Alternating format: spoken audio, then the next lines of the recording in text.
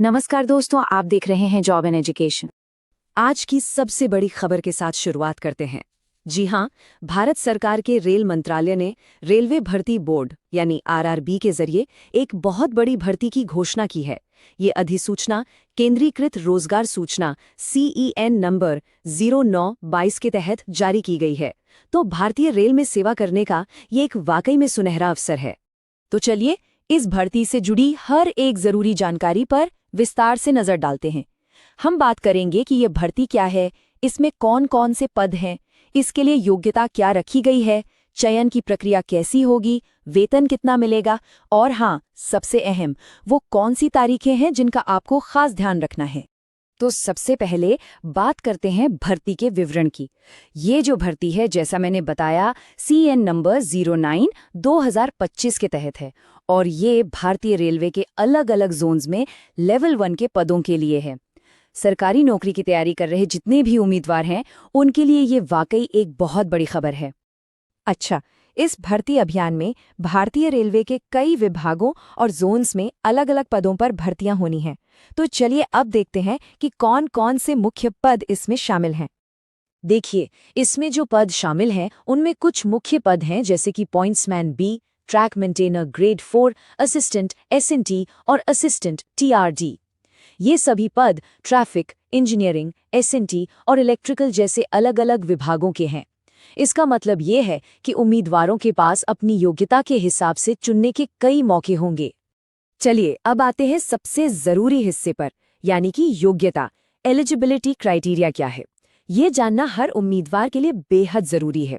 इसमें हम आयु सीमा और शैक्षणिक योग्यता दोनों पर बात करेंगे। तो सबसे पहले देखते हैं आयु सीमा। ध्यान से सुनिएगा। जो सामान्य श्रेणी यानी जनरल कैटेगरी के उम्मीदवार हैं, उनकी उम्र 1 जनवरी 2026 को कम से कम 18 साल और ज्यादा से ज्यादा 33 साल होनी चाहिए।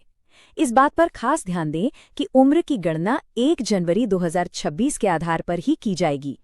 हाँ, ऊपरी आयु सीमा में नियमानुसार छूट भी दी जाएगी।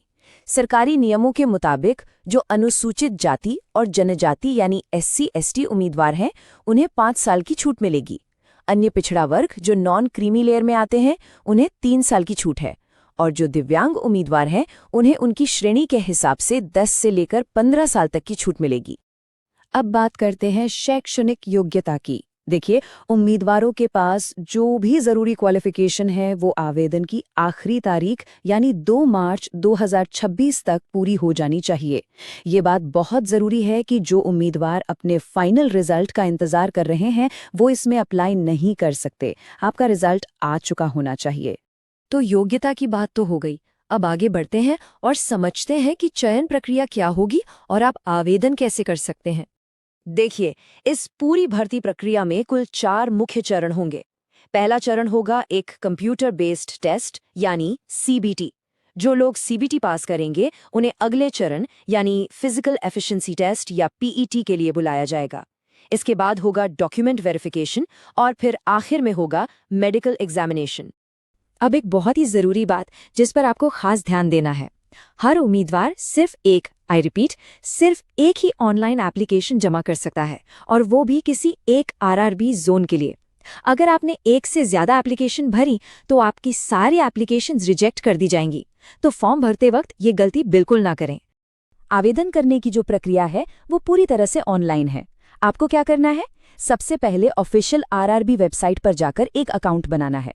याद रहे, इसके लिए आपके पास एक चालू मोबाइल नंबर और ईमेल ID होना बहुत जरूरी है। अकाउंट बनाने के बाद ऑनलाइन एप्लीकेशन फॉर्म को बहुत ध्यान से भरिए। अपनी एक लाइव फोटो खींचकर अपलोड करनी होगी, फिर ऑनलाइन ही एग्जामिनेशन फीस भरनी है और आखिर में एप्लीकेशन को सबमिट कर देना है। किसी भी सरकारी नौकरी में वेतन एक बहुत बड़ा आकर्षण होता है। तो चलिए अब देखते हैं कि इन लेवल 1 के पदों पर आपको वेतन और दूसरे क्या फायदे मिलेंगे। इन सभी पदों के लिए जो वेतन है वो 7वें केंद्रीय वेतन आयोग यानी 7th CPC के पे मैट्रिक्स के लेवल 1 के अनुसार होगा। ये एक स्थायी और बहुत ही अच्छा सरकारी वेतनमान है। तो आपका जो शुरुआती मूल वेतन यानी बेसिक पे वो होगा 18,000 रुपये। लेकिन रुकिए, ये सिर्फ बेसिक पे है। इसके ऊपर आपको नियमों के मुताबिक महंगाई भत्ता, मकान का किराया भत्ता और कई दूसरे अलाउंसेस भी मिलेंगे। तो कुल मिलाकर जो वेतन बनेगा वो काफी आकर्षक होगा। चलिए, अब आते हैं उस जानकारी पर जिसे भूलने की गुंजाइश बिल्कुल नहीं है, और वो है महत्वपूर्ण तारीखें। मेरी सलाह है कि इन तारीखों को आप कहीं नोट कर लीजिए।